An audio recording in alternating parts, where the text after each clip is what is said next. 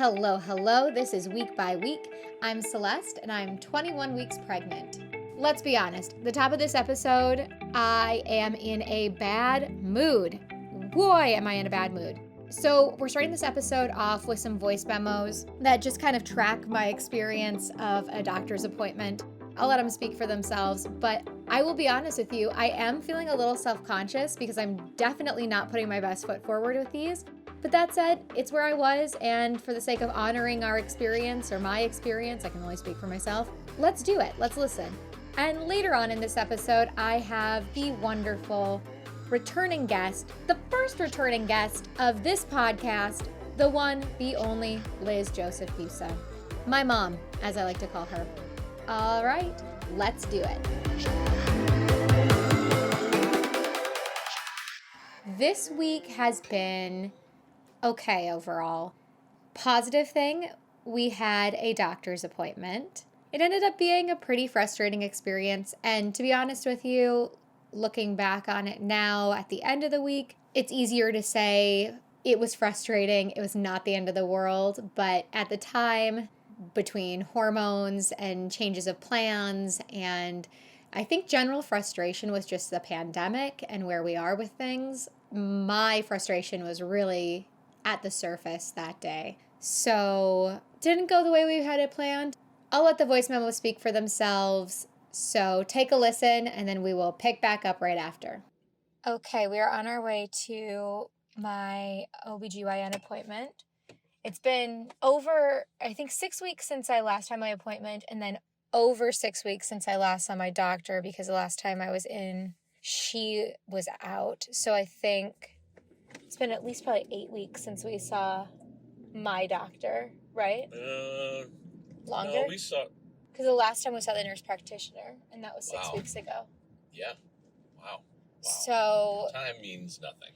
Yeah, time means nothing. So she wanted me to come in because even though the anatomy scan looked really good, she wanted to just kind of have eyes on me because after the bleeding of the first trimester, she's putting me in a slightly higher risk category, and it's just been a while. So she wanted me to come in, which I think I'm nervous about being in public right now with everything, but I am excited to see her and have some time to connect.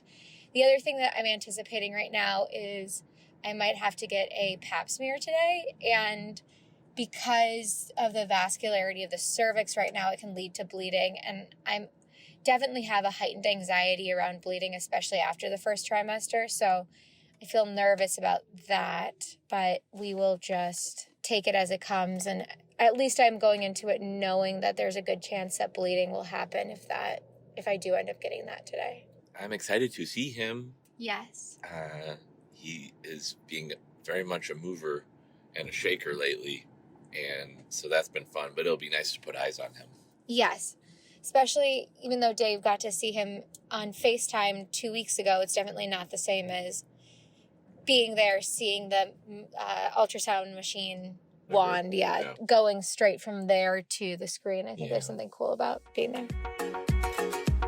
All right, we just went in and found out first that my doctor is currently delivering a baby, which is beautiful and great, but also they didn't call and tell us. And so at first they wanted to try to give us an appointment with somebody else, which is the only reason we came today, because everything is looking good, is to be specifically with my doctor because she specifically requested that I come in. So I just wish we had that communication a little ahead of time. And then we went and we talked to her specific receptionist, and they're able to get me in. We're just basically waiting for an hour and 10 minutes or so, but I'm just nervous because I think the traffic is going to be heavier because there's a lot of appointments that are now being pushed. It's not obviously just my appointment that's being pushed. So I'm nervous about that. And then I just found out that without them telling us ahead of time, Dave also can't go into the appointment with me. So I am not happy this morning. Neither am I. I want to go in that appointment. I want to be in the room. It really sucks. It really sucks. This is really hard. Especially coming over here, not having that expectation is not good. It's just hard easy when you this is the information that I would want to emotionally prepare for, because it's something like I just would like to have the expectation that I know that I'm doing this without you, because it's just a different thing if I'm doing it without you. I know. My doctor had to leave to deliver another baby, which is good, and I want her there obviously when it comes time to deliver my baby, but I basically went in, had the ultrasound, which looked really positive, and then went to her office, peed, got weighed, and then went in to see the doctor. She told me, or the reception, I can't remember who, one of them told me that there was another baby that she had to leave and deliver, and so she's going to call me later. So, very fast appointment, defeated the purpose of why we went in, and Dave couldn't go with me. So I feel... Which was awful. Really grumpy. All the reasons are totally understandable. We both understand. But I think that we were just saying before we started recording that I think a big reason that it just feels even more intense is that in a time where we can't control anything, it's just like one more thing that you have no control over. And it's, in the grand scheme, is it the most difficult thing in the world? Obviously not, but it's... I'm trying to give myself room just to, like, be annoyed. Absolutely. I'm annoyed. I'm totally annoyed. Because it's like, obviously, but I still have my experience of just being of course you do. Annoyed. I'm not. I'm not saying you are. I'm just saying, like... I was just speaking from the intensity of my feelings. Of course. And trying to analyze why they're so intense when the baby is good. Fine and good, yeah. And happy. Well, I think it's just also... the only reason I put voice to that is because it's stuff I'm working on right now, where I'm just trying to, like, in my own therapy, just allow myself to stay, like, I'm annoyed, and, like, not feel like I have to justify the experience of my emotion, or You like do not. have the caveat of why it should or should not be allowed. You don't make me feel that way. It's totally an internal thing for me, but it's a practice that I'm just trying to be aware of. But yeah, anyway, it was really tough. It was really tough being there alone. It was really tough to be sped through the whole process. She's going to call me with, like, a closer look at the anatomy scan. One thing she did say as she was running out the door was there is no subchorionic hematoma. And so it's the first time I heard it from her mouth, because the last time when I got cleared, it was from the nurse practitioner. And so it was nice just to hear an affirmative from her on that. And then I also got my gestational diabetes drink for next appointment, which I guess you have to drink the whole drink in 1 hour. Or I'm sorry, that's wrong. You have to drink the whole drink in 5 minutes, and then you have 1 hour that it needs to, like, settle in your system, and then you will get your blood drawn. And so my appointment is at 9:30 on the day I'm going to have that. So I'm going to have to be chugging that thing at 8:25, which is not going to be fun. Everybody tells you it's just gross. And she also said no sugar and, like, eat, like, an egg before. And my doctor said last time I talked to her on the phone, like, just don't even eat, because that can throw things off if it's early enough in the appointment. And normally I'm too nervous before these appointments to eat anyway. So there you go. There you go. Yeah. That's my update. God. Okay. So I think you can hear in my voice the frustration. A couple hours after my appointment, I talked to my doctor, and she was able to go over things with a little bit more detail, and everything's looking really positive. There was nothing big to point out. The ultrasound looked good. Everything looks good. So being able to actually talk to her face to face, well, that's not true. Phone to phone was helpful to kind of calm down the whole situation. And anytime that we get good news about him, it's like all of the other stuff just fades away. It's okay. Everything will be okay.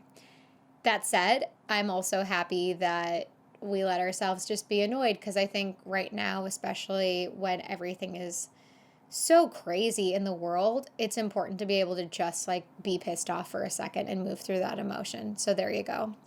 So while we were talking to the doctor, I asked what expectations are right now for giving birth at Cedars. And she said that they are letting your support person or partner, whoever, in. There's no extra guests, but you can have your one person come in with you. And she underlined how important it is for that experience for a lot of people to have somebody else to be a support person in that scenario. So obviously I'm very, very thankful that that seems to be the possible and that he will be there for that. I truly can't imagine giving birth without him by my side and being there for that experience. So wow, that made me really emotional. I got a little teary. So she said that once you get admitted, then your partner, your support person, whoever is there with you, can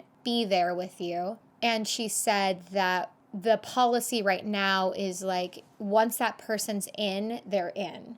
Anyway, I'm really thankful that he will be able to be there. That's my number one. And then everything else it is what it is. So here are the stats for the baby this week. The baby is about 10 and a half inches long. It says it's around 12 ounces and the size of a banana. It says arms and legs are more coordinated now. And I definitely have been feeling more movement, which still is the thing I look forward to maybe most in a single day, is just like when I get to feel him. And he's getting strong. But it's so cool because you feel so connected and you feel so like, I'm struck every time about like, there is this being inside of me that is moving around that has its own brain. The other thing I got when I was at my appointment was, I'm going to say intake papers, but it's probably not what it's called. But for all intents and purposes, intake papers for the hospital for when I actually do give birth. So it's something I have to fill out and then I have to send directly to the hospital. And then I think what they're doing now is they'll give you a virtual tour of the hospital wing, or I don't know if it's just your room or what it is, but you'll get some virtual hospital tour to prepare you for when you actually go there for giving birth. And the other thing we talked to my doctor about when she called back was doing birthing classes. And so obviously birthing classes are not happening in person right now. So apparently there are pretty good online resources that I think you get through the hospital that you can sign up for, but that's something that we're starting to think about as well. And that's just, going to be a truly different experience than what you imagine. I guess it probably would be a different experience than what I imagine anyway, because what I imagine is like the Lamaze classes you see in the movies. And those are generally portrayed as like really cheesy places where the couple that you're following in the movie end up getting in some kind of inevitable fight. So unfortunately, I don't think I'll be able to live out that exact fantasy, but I'm sure I'll find something to get into an inevitable fight about with Dave. So don't worry. And then I'll probably talk about it on here. So something to look forward to, you guys.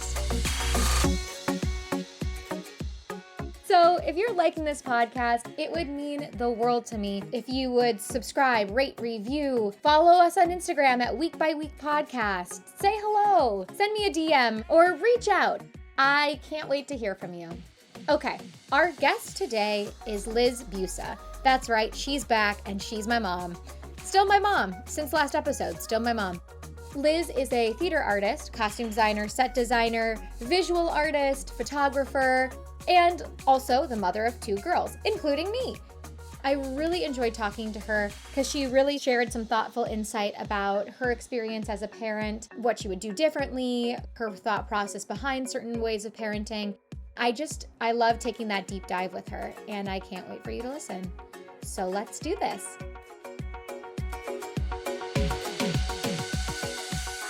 When you thought early on about what kind of a parent you wanted to be, what did you envision or what did you think about? And how did that end up appearing in your parenting versus like what shifted after you actually became a parent? Because I'm very much in that phase right now where it's like theoretical parenting in my head right now. And so I'm curious of like what I actually keep and what ends up developing after I actually meet this little human. Yeah, it's interesting because, you look back at your own upbringing and then you think about what you want to take from that and what you want to kind of let go from that. Yeah. What are things from your childhood that you were like, yes, I want to carry this with me versus like, no, this is something I want to make sure I do differently?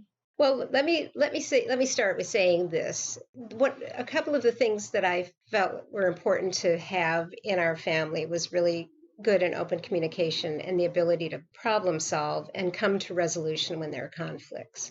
Because I felt that in some ways, when I was growing up, I felt like there was communication in certain aspects, but I felt like in areas of conflict, there wasn't a lot of room to have negative feelings or to have resolution when there were issues that came up. And I think that was something I didn't want to carry forward necessarily. Mm-hmm. And I think that now reflecting on that after you're grown up, there were many things I could have done differently to enable that to happen. But I think that I was a step forward from what those kind of communication levels when I was growing up. And not to say there wasn't good communication, but I think there were certain areas that we kind of struggled with as a family. Mm-hmm. And I think conflict resolution was maybe one of those things.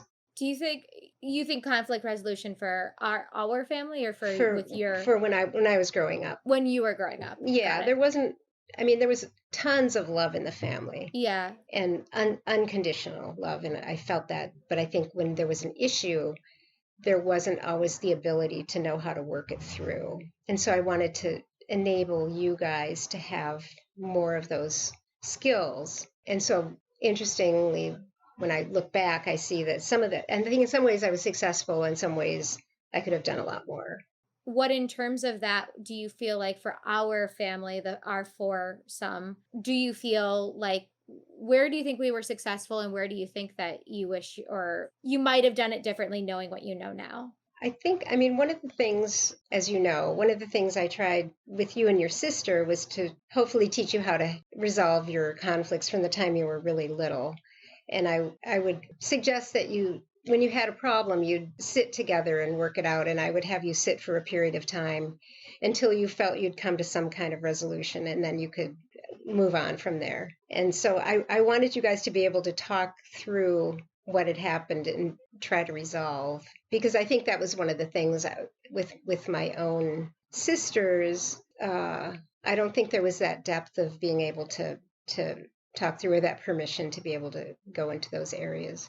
I've also tried to enable myself and Daddy as being people you could come to for any reason. Like if you had an issue, if you had a conflict with someone, there was a safe space to come back and try to get some perspective on what you were going through, or get some, have permission to express what it was you were going through. Mm-hmm. And so, I guess my goal was to have as open communication as possible, and to have it feel safe to be able to talk about things that were going on, or to express anger or sadness, or being anxious, or all the things that people go through. So that was a goal, is to create a space for those things to be able to happen. And you'd have to tell me if you think it was successful. Well, you said, I'm just curious because you said there were things that you would do differently, or that you when you reflect on them, you wonder if you stepped as far forward as you wanted to, or whatever. So I'm just curious in your interpretation. Yeah, I think that what you realize as you go along is that you think that you have the skills and you don't necessarily have all the skills that you need. Or I know that when I was, as I said, in my family, it was an unconditional love. There was a lot of room for that, but there wasn't as much room for, like, if I got angry, if I got upset, then that was shut down. Instead of trying to find out what the issue maybe was and getting to the bottom of the issue. And I wanted you guys to be able to feel that you could be angry, or you could be upset, and that we'd maybe find what was really going on rather than just reacting to the behavior. But I think that it's probably because I wasn't given that space as a child, and maybe haven't worked through all of those things as much as an adult. Mm-hmm. Yeah, you gave more space, but maybe there was more space to give or something like that. Right, right. Yeah, I don't know if that makes sense, but No, it does. The thing that it's making me think of is like that's a conversation that Dave and I have had a lot because I just think as like a principle for human growth, giving somebody space to have their experience is really important and to feel their emotions, and that's something that we talk about a lot as a concept of, and I almost said his name so you got really close, but we talk about when we talk about raising the baby, but that's conceptual still. So I'm just curious about like, the other places of like what people actually do to create space. And I think he and I, just even as a twosome, have gotten so much better through our own therapies and practice with each other and trying to figure it out. Mhm. But it's hard, and it takes a lot of deliberate work to allow somebody to have space, or to allow yourself to give space, or to allow yourself to take space too, Mhm. because that's the other side of it. I think you can create someone can create space for you, but you also need to give yourself permission to take it. Right, exactly. And I mean, it's also, as you know, it's a process. And so in those particular situations, you're it depends on what space you're in Yeah, when somebody else is experiencing something that they need. I get what you mean. I mean, I think, and I don't know how far we want to go into this direction, but I know that because I grew up in a household with you, I know that we had a lot of experiences that you don't necessarily plan for, i.e., health problems Hmm. with dad. And I think that that's a whole other thing where it's like you're always giving space and parenting and school and art and whatever you're doing, and you're also having the whole experience of navigating sickness, and Hmm. that became like a big part too. So I think there can be like a bandwidth issue at a certain point where it's like, there's a bunch of stuff going on, so not every I think, what is it, like you can be really good at like two things at a time or something like that. Hmm. Hmm. I'm gonna butcher whatever that quote is, but it's like I think it's a mothering quote where it's like you can be like, if there are three things you want to do, you can be like two things really well at the same time or something like that. I don't know. In other words, multitasking is overrated. Multitasking is overrated. Yeah. Hmm. Because then it's like we're also spending our entire lives trying to be present. And it's like it's really hard to be fully present if you're multitasking. Hmm. And that's not a reflection on you. I'm not saying that because I think you were very present and available for us. But that's a lifeism, I guess. Yeah, and we were thrown more than we needed to be Yeah, it was a lot. have thrown at us. How did you navigate that kind of, because I know what it feels like to go through it from a kid's perspective, Hmm.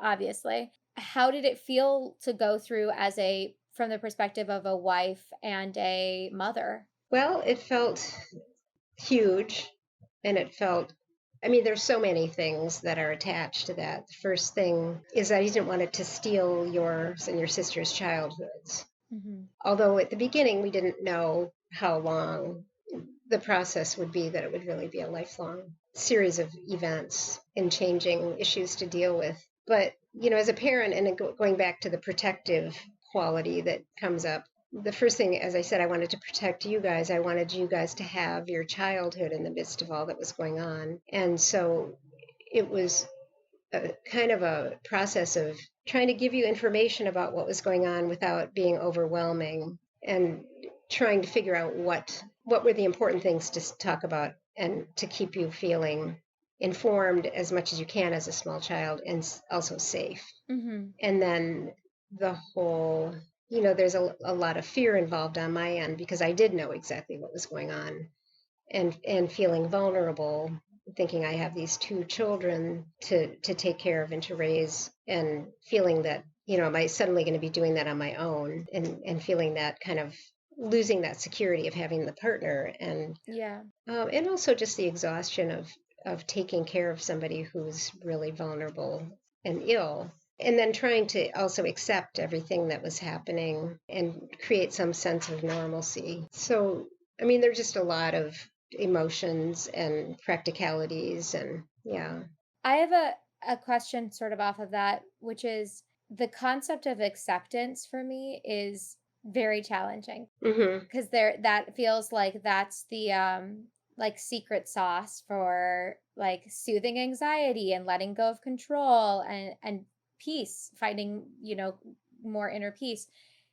And it's a really challenging concept to actually enact. And I wonder, because it's something that I want to have as a big element in our household, and I don't know if teach is the right word, but model and integrate early on in my son's life, so that's something that maybe feels more natural for him. Mm-hmm. How do you think about acceptance, or how do you what is your relationship to that, I guess? Or am I saying something that sounds really off too? I guess you can push back on that. Oh, no, I don't think so. I think it's a challenging concept, and I think it comes in small pieces. For me, it's thinking back to going through all of that with you guys, or the situations that we went through, is that there was a certain point at which, and it happened at different times, there'd be a crisis and I'd become extremely calm inside and I'd know exactly what to do within that situation in terms of going from, A, B, C, D to, whether he needed to go to the hospital and where did you guys go and how do I approach it. And so I don't know, that's either acceptance or it's just survival. Yeah. And maybe they're two different things, but I do know that I have that quality of when there's a crisis, I get very calm and I get very task oriented. But on the flip side of that, there's panic. Right. And uncertainty. And so I think the acceptance part is a much harder or maybe more conscious effort. And I think it's something that I could continue to work on myself. And it is, when you talk about modeling for your son, they're especially thinking about you becoming a parent. I've thought about a lot about what have I modeled and what could I have modeled differently. And What comes up for you? well, I think acceptance is one of them. Just rather than putting fires out and taking care of situations, I think the biggest thing I could have modeled for you guys is more self-care, because I think that I'm a fixer. Mm-hmm. I think that's my go-to position because I feel like it's an action that I can do when things are hard, or if somebody needs something, I want to be there and help them. But I think that I could continue to learn to take care of myself a little bit more so that I can do a better job with other people. And I think that's something that would have been beneficial to be working on a little harder along the way, so that I would have shown that to you and your sister a little bit more. And maybe I confused taking care of other people with taking care of myself somehow. But I think that it's important as a parent to replenish your reserves and to do that self-care so that you have the fortitude and the reserves to, especially when you're going through a hard situation, to draw on. Yeah, that's really interesting. And now I'm not going to be able to find the quote off the top of my head, but I just finished reading a book. We'll probably cut this out because this will date the episode, but I just finished reading a book by Glennon Doyle called Untamed. And she talks about a lot. There's a couple chapters that really touch on motherhood and parenting and this kind of like realization she had in herself of like how much little kids are just little sponges, and like the things that you do. I was struck by this, the things that you do, like in her example, it was not getting a divorce and then eventually getting a divorce, and this choice to stay in this marriage, and then her realization of like, I'm staying in this marriage for a love that I wouldn't want for my daughter, but I'm staying in the marriage for her. Mm-hmm. So it's like these things that we do because it feels like it's the selfless act, or the act that's going to feel best for them. But really, if we like take up more space, or if we are a little bit more selfish, quote unquote, how beneficial modeling that is. Right. Ultimately, I've just been thinking about that a lot, as just a general concept. Yeah, and it's interesting because growing up, my mother was really pretty good at that, and I think she needed to do that. But she was famous for just getting in the car and leaving for a few days and going camping, or she really needed to take her personal space, and she made it very clear. And so maybe mine was a little bit reactionary to, who knows, if I felt. Yeah. Abandoned at times, or abandoned because, yeah, I don't know. I mean, I thought really intentional about certain things that I wanted to instill or bring into your consciousness or help with your growth. But I see that you and Dave are going into it much more consciously. And my mother would talk to me and she'd say, I really wish that I had been the parent that you are.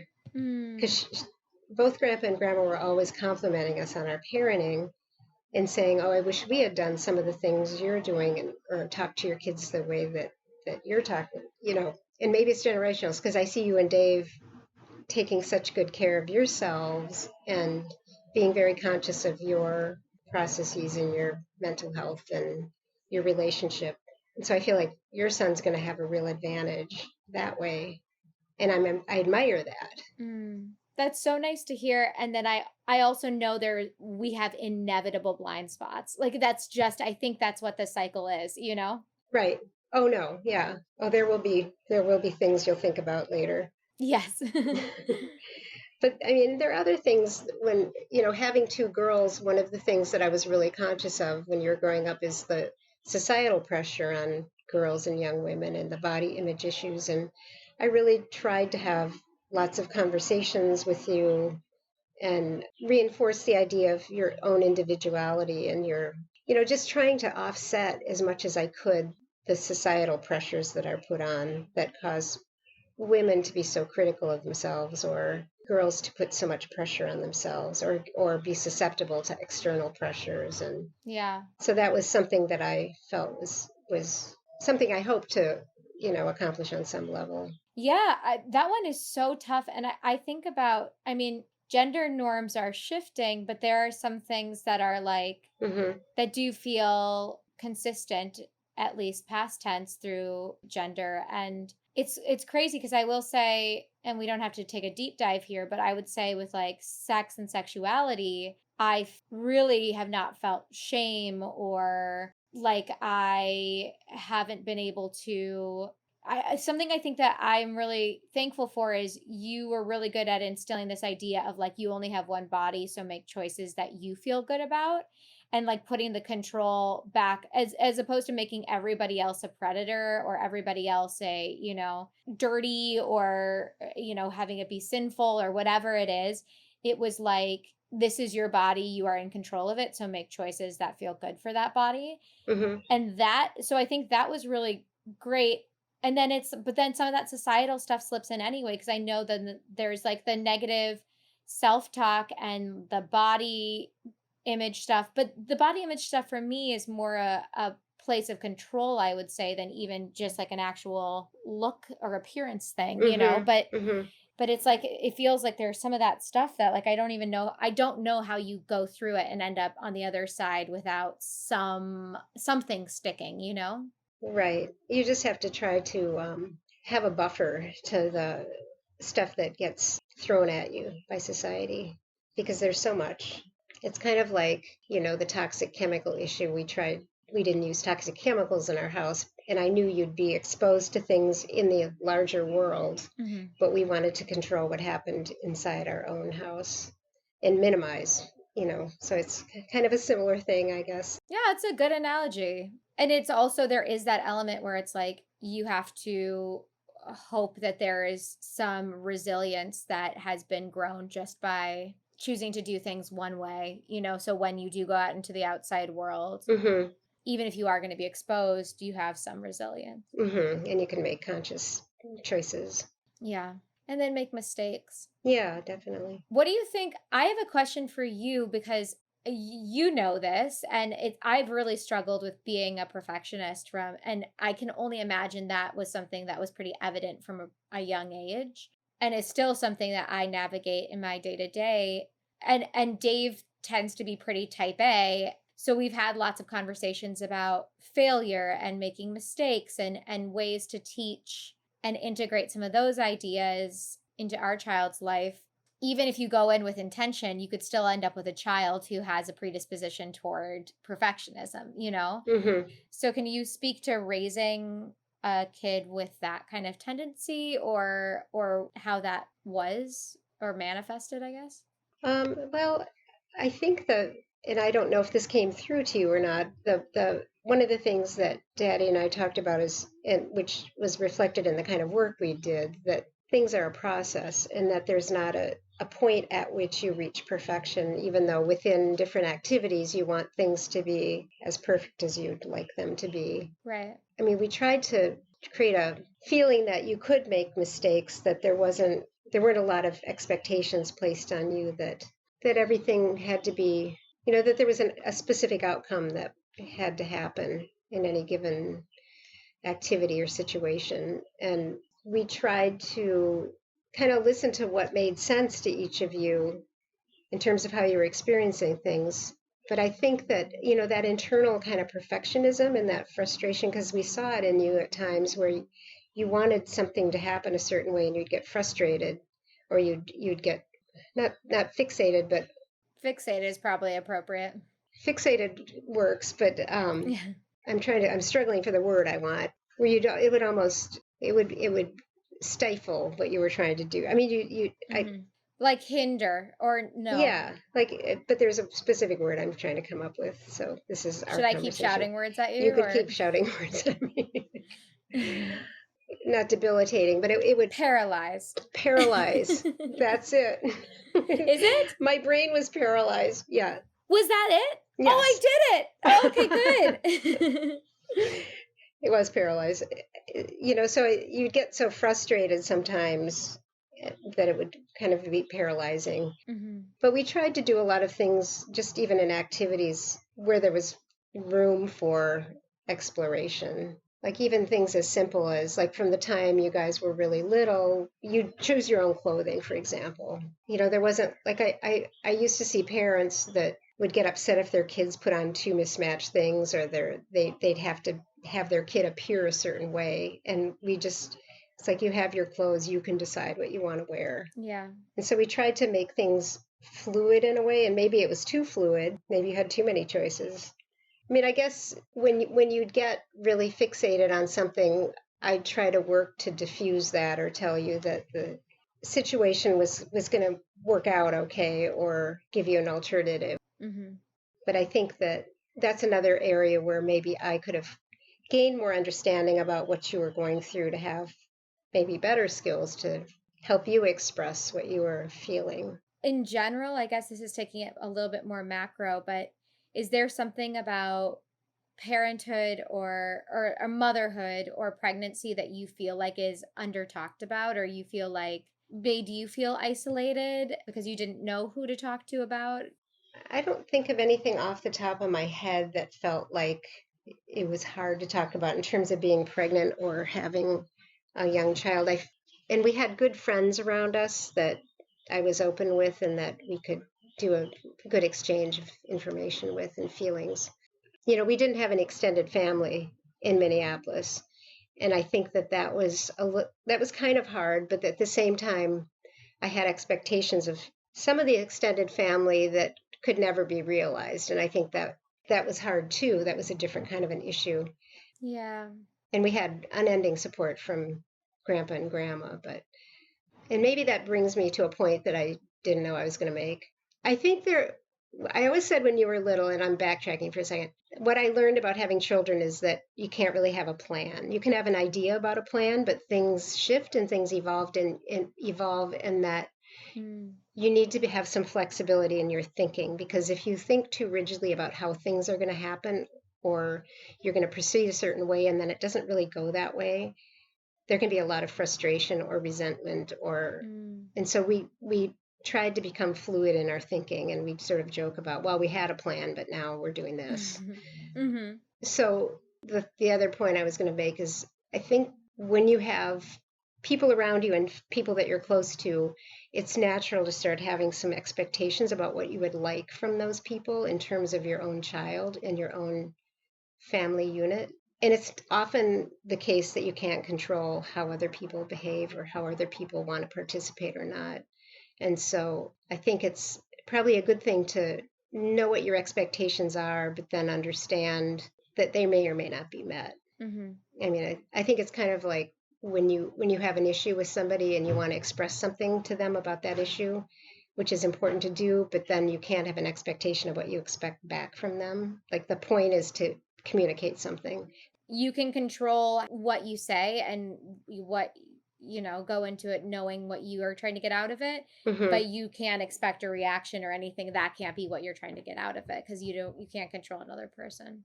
Right. So I think it took me a long time in terms of for example, my extended family having certain expectations that anybody would have, and sort of slowly dawning on you that they're not really going to be met, and that the relationship you would like to see is not necessarily going to be there for your child. And to me, that's, you want the richest, kind of broadest support system for your child, and Mm-hmm. what a variety of family members can bring in, but it's not always the case. So that's a long way of saying you have plans and expectations, but some exceed and some don't. Yeah. And that to me just goes back to that whole idea of acceptance too, of just, controlling what you can control. Hmm. Exactly. Hey, you brought it around. Bring it around, baby. Something I would be interested in is just like knowing me and what you know of me. What is like one piece of advice that let me say with a caveat that I know you will give me many more pieces of advice because we are both pretty open about giving each other lots to think about, I would say. That's a really nice way to put that. Yeah, yeah. Well, and I was probably making it sound nicer for what I say versus what you say. You're pretty gentle, and I'm like, but here's my opinion on this. But I value your opinion. Well, thank you. Now Dave has to deal with the fact that I want to talk out everything. What is one piece of advice that you would give to me, knowing me specifically as I start, or I already feel like I'm a mother growing him, but as I start this next phase of the journey when he's here, is there something that you would think that would be good for me to think about or remember? The things that pop into my head are things that you already do, like approaching life with a sense of humor, and approaching things with a sense of humor, and knowing that things are fluid and that you're going to have another human being who's likely to have a strong personality come into your lives and may not always think that what you're expecting to have happen is what he's thinking is going to happen. And a lot of times he'll win. I know he's going to wrap us around his little finger. So I think just keep your thinking fluid, and know that there will be things that are unexpected, and many times pleasantly so. I love that. I was wondering, how did parenthood and this experience of motherhood shift your romantic and, partnership with dad? I mean, romantic is a broad term, right? Having someone wash the dishes can be romantic. Well, I was going to say romantic and intimate. I think, let me rephrase. I mean, how did it shift your relationship with your partner versus, I can only imagine once you become 3 after being 2 or become 4 after being 3, there's going to be shifts in that relationship. Hmm. And so I'm just curious about how becoming a parent or becoming parents affected your relationship. I mean, I think at the beginning, we both really jumped in with both feet, and I feel like it didn't really shift things that much, other than the fact that we were really fatigued, especially after your sister was born that year when we had a 1-year-old and a newborn. And, we got very little sleep. Mm-hmm. So we were tired all the time. So I think in that respect, it changes your physical relationship a little bit, but I feel like we were really close, when you guys were babies, and it really pulled this little family unit together in a way that I think we both really loved. And it felt that way to me. It felt like complete. There was like a completeness, and not to go down a different road. But I think the thing, in answer to your question, what shifted that more was all the medical issues that's where changes really took place in a much larger way. But I think that for us and for me, I can't answer for him. We felt incredibly close as a family. Yeah. And it felt like like a protective shell against the world in a way. When you do have something that shifts your partnership, like the medical stuff, you know, something that comes up over the course of a lifetime, how do you find your way back? Not back to where you were, but back to each other, you know, if there's something. I think it's a conscious choice. I think that, he and I over the years have done some therapy together to work on some of those issues. I think that we probably could have done more of that over the course of the years. And some of it is just shifting into a new place in your relationship. It's part of that evolution. Acceptance again, perhaps? Acceptance. Exactly. So I think it's being conscious of what's going on in the midst of everything and making a conscious choice to do that work, which is more and less successful at different points in your life. Maybe not everybody's, but ours. No, I can't imagine. It's always You're on your A game all the time. right. I mean, I am, but everybody else. Well, I know that I've modeled that, so take that and run with it. Oh. Is there anything that we haven't touched on that comes to mind when you think of motherhood and parenthood that you would want to jump in and talk about a little bit? When you're thinking about parenting, one of the things I guess I didn't expect would happen as much as it has is how inspired I've been by both of you, and how it's like a continual course of different inspirations, and how much I've learned from you guys just in so many ways, and how I've loved watching you grow into independent people. When I've talked to other parents who had babies around the same time we would, at different ages and at different points of development, people would complain and say, oh, it's an awful phase, or I can't wait till they go to school so I can have time to myself and get them out of the house, or I can't wait till summer vacation's over. And I never had those feelings. I mean, I obviously felt like there were times I needed to be alone and wanted a break.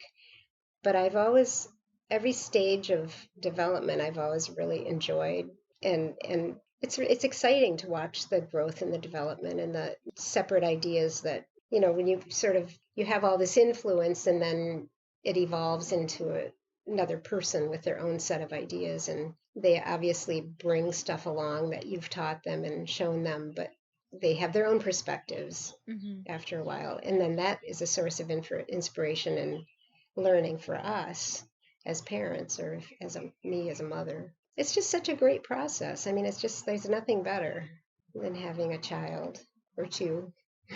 Yes. Well, that's the plan. That makes me so excited, and that's so beautiful.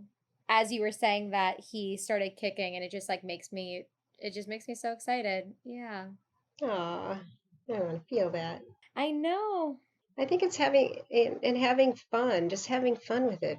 And I feel like that was something that was really important, is just having fun together and goofing around and not taking everything so seriously. Being silly. Yeah. I will say that's definitely a thing I looked for in a partner. Like that feels like home to me. Being able to be silly and play and have fun, that feels so important. So I think that definitely left a lasting impression. Oh, good. I was just saying to Daddy the other day, the first time that your baby laughs, you two are going to be it's going to be so thrilling to you. That first laugh, and then when they start laughing at everything that you do, it's the most fun. Oh, I can't wait. Seeing him smile for the first time too, like smile and laugh. Mm-hmm. I'm going to melt. I don't know. I'm going to be like, I'm the funniest, best person because my baby sees me that way. It is the greatest. Oh, yeah. I'm really excited. Yeah, you guys are going to be the greatest. Something I'm very thankful for from my childhood is that I got to watch you guys be not only individuals, but artistic individuals. And that has been a source of inspiration for me. And also something I've really thought about for my own parenting, of how important I believe it is to have your kids be aware of the things you are passionate about and not have that stop just because you become a parent. Mm-hmm. So I would love to hear some of your thoughts on being an artist and raising a child and how you balance that and also how you nurtured that in your children and all of that. In terms of the nurturing, I mean, we all had fun doing creative projects together, and you guys, I mean, from day one, obviously you were in the theater and around the creative energy. And even when I was pregnant with you and we were in New York doing the shows, you were very much a part of the activity.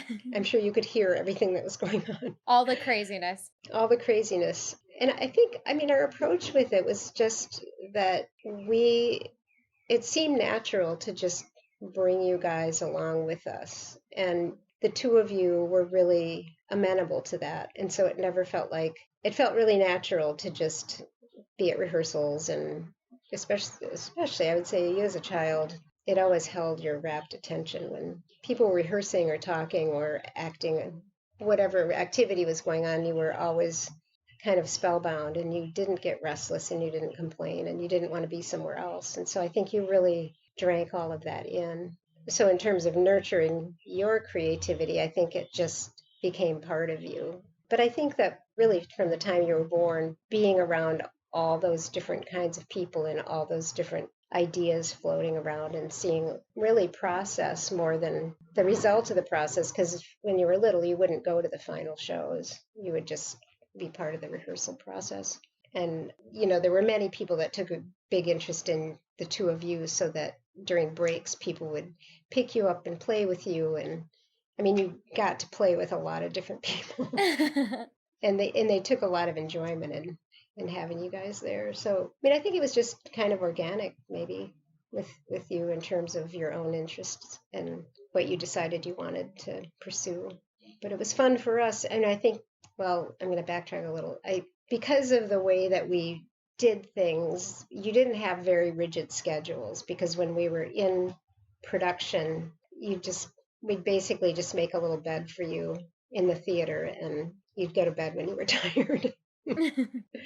And so that didn't translate very well to when we weren't in rehearsal, suddenly having a more rigid schedule. So I don't know, it may be that worked really well. It seemed to work fine when you were growing up. It feels like your relationship with having kids, especially from the artistic side, was like, as you're saying, like, now you just come to rehearsals with us, and like, we're just going to integrate you in, as opposed to stopping and doing everything completely new now that we have kids. Mm-hmm. Did you feel like when you were being artistic while I was growing up, were you able to like put your attention there? Or did you always feel split? Or was it cool to be able to bring your kid? Or like, what was, I guess, on your end, what was the experience like being an artist?